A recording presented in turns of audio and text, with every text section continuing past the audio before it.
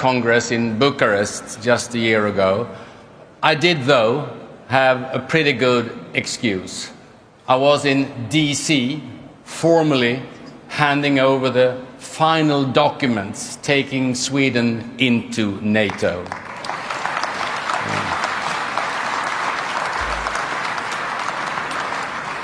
So just allow me once again to say thank you all for a lot of helpful support during this accession process. Well, right now the world is changing in front of our eyes, and Europe is no exception. In challenging times, it is important that we gather. We, as the EPP, we, as Europe, we, as the countries in the democratic world committed to a rules-based order. For 3 years now, Ukraine has been on our minds. For 3 months now, the transatlantic ties have also been on our minds. And the reason for this is as obvious as it is concerning.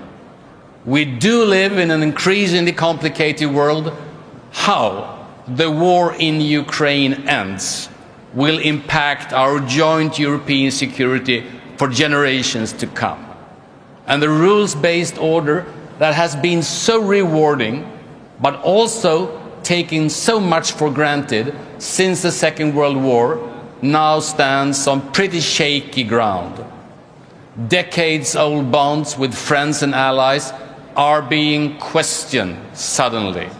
Economic growth is mostly driven, as Petri told us, by China and by the US. International trade is under severe pressure right now. Technology did beat politics, but geopolitics does beat everything else. Because of this enormous uncertainty, many now like to rule out Europe. I strongly disagree. Our continent is obviously not perfect, but we do have agency.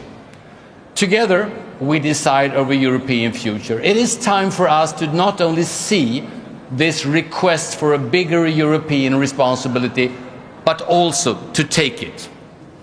Currently, EPP parties, our family, we run governments in more than half of the EU member states. The EPP group is by far the biggest group in the European Parliament, strengthened by our success in last year's elections. That also gives us a unique responsibility to lead. I would like us to do so by building on 3 pretty simple pillars. First, we immediately need to substantially increase our support for Ukraine. Their freedom is at stake, but so is also ours. A bad peace would encourage President Putin to come back for more. A bad peace would be a recipe for another assault. The alternative should be, must be, peace through strength. Second, peace through strength must apply to all of us, to all European democracies. That means boosting our own defense, taking bigger responsibility for our own security. We should do it jointly in the EU, most of us also in NATO, but not least as individual member states. 5 weeks ago, the Swedish government announced a plan to reach a new NATO target at approximately 3.5% of GDP.